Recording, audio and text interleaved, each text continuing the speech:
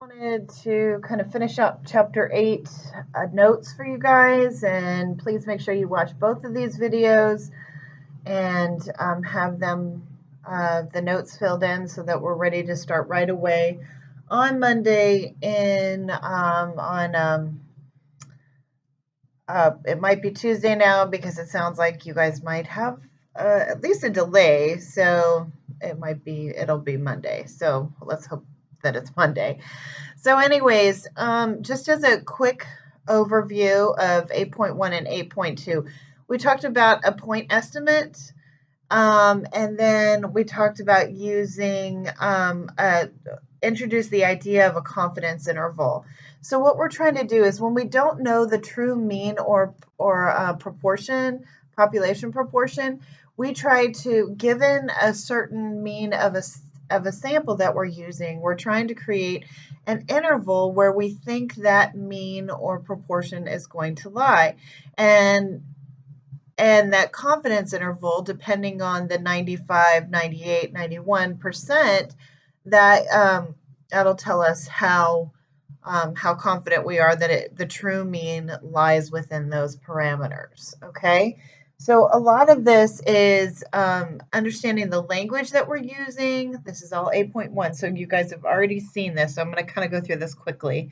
So make sure that you pay attention to the language that's been using. Remember, it's all about interpretation and statistics, so we need to make sure that you guys understand what you're saying and what the data is telling us. So we're given a sample. What this basically means is that we're given a sample, and the means of those samples lie in here. Okay, so what we're doing is we're creating a confidence interval where that true mean must lie within here. Okay, so hopefully that kind of gives you an idea and kind of refreshes your memory a little bit. Okay, and then we also talked about calculating the confidence interval, and we revisited the conditions for creating a confidence interval. So first of all, understanding that a confidence interval is equal to the statistic plus or minus the margin of error. Okay, this whole formula is going to be given to you, but you need to figure out which one you're using. So remembering that what affects the margin of error, it gets smaller when the confidence level decreases and the sample size increases. And then also constructing a confidence interval, we have the same conditions that we talked about in chapter 7. So hopefully that stuff rings a bell for you. And then we talked about calculating confidence interval for categorical data. So when we do that, we're using P. Remember, if we're using quantitative data, we're going to use the mean. But if we're using categorical, we're using P, which is the proportion. And that we have to make sure that we satisfy the 10% condition and that it's normal as well. So when we do this, we calculate a z, a statistic, which is our z. The reason why it's a star right there is it's not a true z value. It's kind of an estimation, okay? So you can also use your calculator to get these values, which we've done, all right? And we're finding, and this z value is a critical value. It's not actually a z score, so that's why we do the z star, okay? So these are the commonly used critical values that you guys are going to be doing. So 99, 80, and 95. I imagine most of them are going to be 95 and 99. You're using the Z table, but remember, these are not Z scores, okay? And then the interval for the population is this. So remember, it's this Z value, okay, times the standard deviation, which is the same standard deviation that we used last chapter, which is also in your formula sheet. Okay, so hopefully that's ringing some bells. And then we did a couple of calculations. This was a great summary of what you need to do, and we're probably going to do some practice problems as warm-ups to do these. And then here's a couple examples, all right? And I have these. I'm going to scan them in as well for you, but they won't be until Monday. So I apologize for that. I should have, oh wait, I might have done that. Anyways, I'll look. I'll see if I have them up. I'll put them up on Edmodo for you guys, okay? So anyways, the general formula is given to you guys on the formula sheet, but it's not this or this, the Z value and this standard deviation. You need to know which one to use. And then we did another one. And then we created, they also gave us some calculator instructions, which I totally am fine with you doing, but you really need to write this formula out if you are actually doing a short answer question, okay? So you need to use this formula, show us what this critical value is and what the standard deviation of the statistic at least plugged into the formulas, and then you can use your calculator to help. But please make sure that you're doing that, okay? So when you're doing a short answer, you need to be very specific, okay?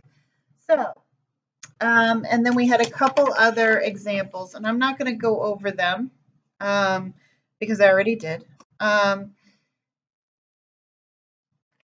So I'm going to talk to you about 8.3, which is the confidence intervals for quantitative data.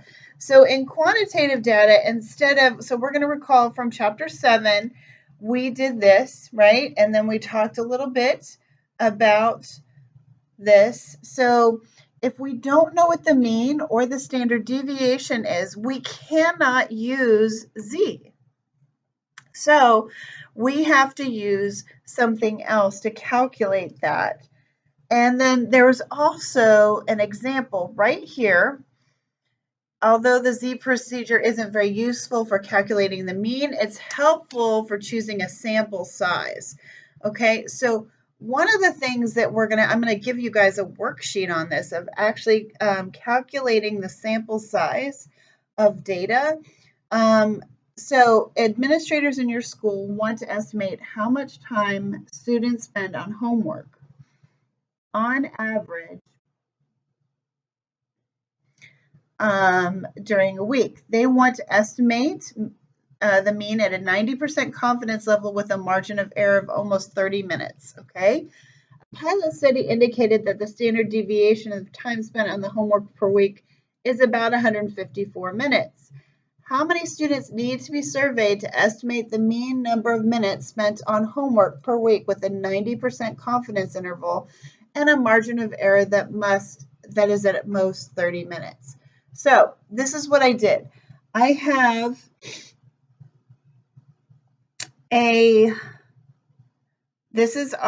so we're using our standard deviation,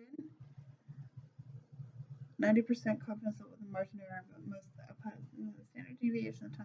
Okay, so this is our standard deviation. We want it to be 15 minutes. This is our statistic for a 90% confidence interval. And so in order to solve for this, this is just a bunch of algebra. So what I'm doing first is I'm multiplying by the square root of n on both sides so that I don't have this fraction. And then I get 1.645 times 154, and that gives me 253.33. And this is 15 times the square root of n. I divide by the square root by 15, and then I square both sides to get rid of that square root. So there needs to be at least 286 students. We're going to do some more calculation with this too. It's a really good, it's probably one of those things that you're going to see on a short answer test, short answer questions. So they're very important to figure out. But notice that we're using this idea right here, and we want it to be, we want to keep our margin of error at a 90% confidence interval. Okay, 154 minutes need to be surveyed to estimate the mean number of minutes. Now, if it's at most 30 minutes, we're dividing that by 2 because there's 2 sides to the confidence interval. So I wanted to kind of make sure you understood why we're using 15. Okay, so that was kind of an ugly example, so I will do some more of those with you guys. So the reason why we can't use a regular distribution, a z distribution, is because we don't know the mean and standard deviation, but we can use what's called a t distribution. Okay, so remember this same formula is the statistic minus the parameter divided by the standard deviation of a statistic. So remember, our standard deviation is different when we're using means. Okay, it's not a normal curve, it has a different shape, and it's called a t distribution. Okay, and what we use with that, instead of like z-scores, we use degrees of freedom. Okay, to do that, you calculate degrees of freedom by taking this sample size of n and subtracting 1 from it. So there's a different distribution for each sample size, and we have to use degrees of freedom in order to calculate that. All right. The larger spread comes from a substitution of the standard of S of x for this. Remember, we're going to have a larger standard deviation when we're using a sample, so there's more variation. So remember, as degrees of freedom increase, the density curve approaches the standard normal curve more closely. Okay? So to calculate that, here's our formula. And remember, we're using n minus 1 for our degrees of freedom. We use the t-table, and that's one of the tables I gave you to help you. So if I have a sample size of 12, I'm going to use degrees of freedom of 12 minus 1, which is 11. Now, if I'm constructing a confidence interval of 90%, that means there's 10%, right? But because we're doing only one side of the confidence interval, or one side of the normal curve, we're going to divide that by 2. So it's now going to be 5%, and our degrees of freedom is 11, so we're going to use this as our t statistic, okay? I know this seems confusing, but we're going to do lots and lots of practice with this. So I don't want you to get too discouraged, all right? So we can also find the t value on the calculator, and I'd like you guys to try to practice that on the calculator. Here are the directions for that. So you're going to go down to second vars and arrow down to inverse t. So you're going to take 1 minus the confidence level divided by 2, and then enter the degrees of freedom. And that's what you're going to get. So try that. That's a little bit tricky. So sometimes using the t-chart is actually easier, but sometimes our degrees of freedom aren't noted, so we want to use our calculator for that. Okay? So here are the conditions, same kind of conditions that you guys should be used to. It has to be random. Usually we're indicating that it's a random sample. It needs to be normal. We're using the central limit theorem for that, and independent, which is the 10% condition. So here is our calculation. We're taking our x value plus or minus, this is our confidence interval, the t interval times the standard deviation of x divided by the square root of n. Now this, if you hadn't noticed, is just the standard deviation of the sample means. Okay, so there is a 4-step process, and here is the 4-step process. I want you to pay attention to this, and I want you to have this out, because when we do I'm going to do some warm-ups where we're going to be doing this. you need to go through the state plan, do, and conclude to be sure that you're able to do this, okay? It's good practice, and I'm almost positive you're going to do a confidence interval on the AP exam. So be ready for it. So make sure you're very familiar with this. Okay. All right. So I'm going to move on to I think I did one more example. I just did one more example and then I stopped. Yeah.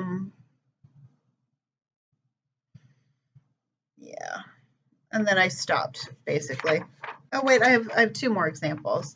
So I skipped one of them. So this is your flashcards, your vocabulary. So remember, we are going to have a vocabulary test soon, so be mindful of that.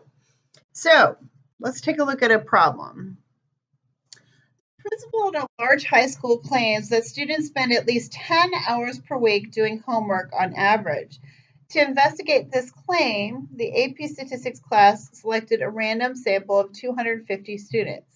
So what we're trying to do is find a confidence interval of where the actual true mean lies. So they took 250 students from their school and asked them how long they spent doing homework during the last week. The sample mean was 10.2 hours and the sample standard deviation was 4.2. So we have to construct and interpret a 95% confidence interval for the mean time spent doing homework on the last week for the students at school. So, state, we want to estimate the mean time spent doing homework in the last week for students at this school with 95% confidence. Please do not skip this step, okay? So what we're going to do is, because we only have one sample, we have two sample and stuff like that we're going to see eventually. So we're going to do a one sample T interval provided that the conditions are met. So in the plan stage, you need to make sure that it's met the condition of randomness, that it's normal, and that it's independent. So it is random. Students are selected randomly. It's normal. The sample size is over 30.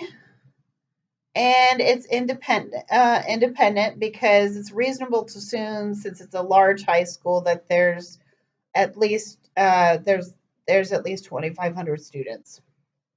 Okay, so first thing we're going to do is calculate our degrees of freedom. So using that, we do our sample size minus 1, which is 249. Now, if you use the t-table, it doesn't work out well. So what I would do is use your calculator. Use the method that I stated to see if you get the t value of 1.984. So write out the formula. Make sure that you show people that you know what you're talking about. So you're using the old mean, and you're adding and subtracting the t statistic times the standard deviation of the statistic, okay? And so we have an interval in between 9.67 and 10.73. All right, now remember, this t statistic is used using degrees of freedom and the confidence interval that we're using. So we're 95% confident that this interval contains the true mean. And since this interval includes values that are less than 10, it doesn't provide convincing evidence to support the claim. So since, even though it's really close to 10, over 9.5 hours, because it includes values that are less than that, we cannot support the claim. I know, it seems kind of weird. All right. All right, so one thing we have to remember, that procedures aren't strongly affected when the condition for using them is violated, that are not strongly affected are called robust. So for confidence levels, robust means that the stated confidence level is pretty accurate. If outliers are present in the sample, then the population may or may not be normal, and T procedures are not robust against outliers. Okay, so we need to remember that they are not resistant to outliers. So if there's a lot of outliers, we may not be using it may not be a good idea to use a T procedure. Okay, so one of the things that you can do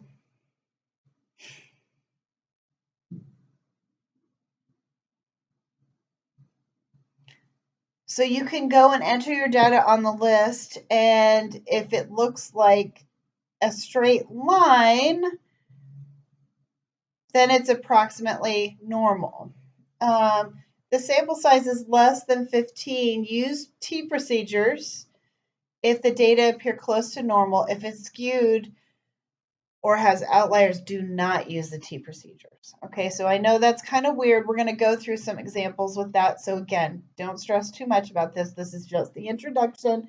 We're just taking notes. We're going through a few examples, and then we're going to do lots of practice. All right. So if they are large samples, which is going to be the times that we use these T procedures usually, where it's satisfied the central limit theorem, you can use T procedures. Okay, so one last example. I wrote down the 4-step process again. Isn't that cute? But I'm not going to do this one. I want to do this one because I want to show you what we did on the calculator. So what I'd really like you guys to do is to follow these steps to do your T procedures, okay? And to do a T interval. And I wanted to show you what I got. So I had to enter all this data in. So our mean, we had to calculate our mean and standard deviation first, okay? So my mean was 321 and my standard deviation of this sample was 3.03. So we want to estimate the true mean amount of an active ingredient in this aspirin with 95% confidence, okay? So when we're trying to do means, again, we're going to do T tables, right? We're going to construct a T interval provided that we've met the conditions. So remember, they have to be random, normal, and independent. And then I go ahead and enter everything into the calculator. My degrees of freedom, I've used 30, I had 36 people in the sample. I have 35. And then I enter it in the calculator and I get an interval of 320 to 322.1. So we're 95% confident that the interval from 320 to 322 captures the mean amount. Do me a favor and take out your calculator and try to construct this and make sure that you have this down, following the steps on the top of the page, okay? We're going to do some more of this in class, but I just want to make sure you guys are comfortable with it. It's very important. That kind of wraps up 8.3. Like I said, we're going to be moving a little bit quicker because I want to get through these 4 chapters. Hopefully you guys will be confident going through. We'll probably do some vocab quizzes and stuff like that. And I'll probably be shortening the tests on probably chapter 8, chapter 9, just to see where we are. Okay? All right. Have a great day. Be good for my sub. I'll talk to you guys later. I'll see you next week.